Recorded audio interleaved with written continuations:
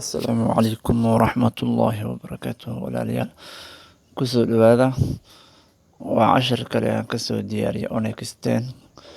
Sida Onyxten loogu shaqeeyo ayaan maanta idin tusi doonaa.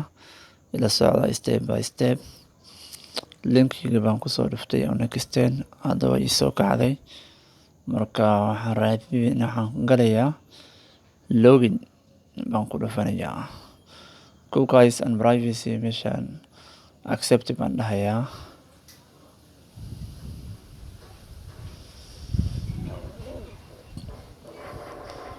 Onyxten waa muuqaalkii labaad aan kasoo sameyno. Muuqaalkii hore wuxuu ku saabsanaa sida loo sameysto Onyxten.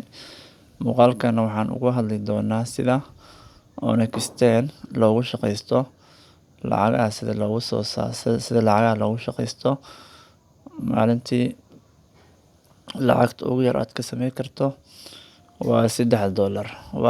Waxaana ku shubanaysaa $39.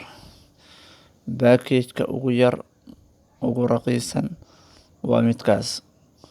Kuwo kale kasii badanaa jiraan $100 iyo $500 iyo kuwo kasii badanaa jiraan.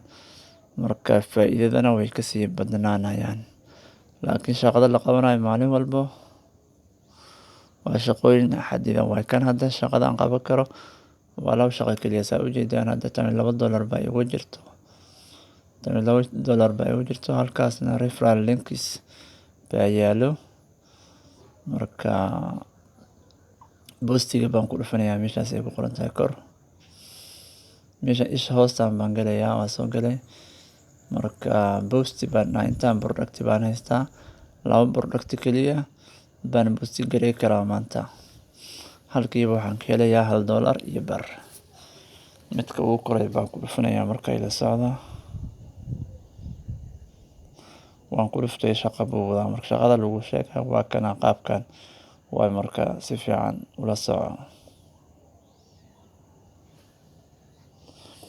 Marka xisaabtaas baa isku daraysaa 4 ku dar 8 baa meeshaas ku qoraysaa oo banaan. Confirm bill baad leedahay markaas. Okay, producti si sax ah baad maxaa la ugu shaqeysay. Midka labaad baan ku dhufanayaa haddana.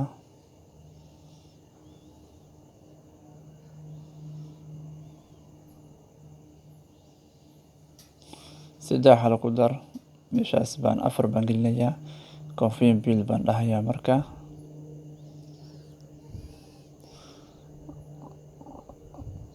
Product post successfully si sax baad maxaa la u post gareyso kule. Meeshaan hadda wuu diidayaa mid saddexaad baan ku dhuftay. Waad gaartay waliya maanta daily post limit 2 keliya maalintii la ogol yahay.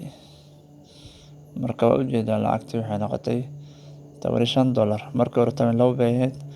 $15 waa lacagta faa'iidada.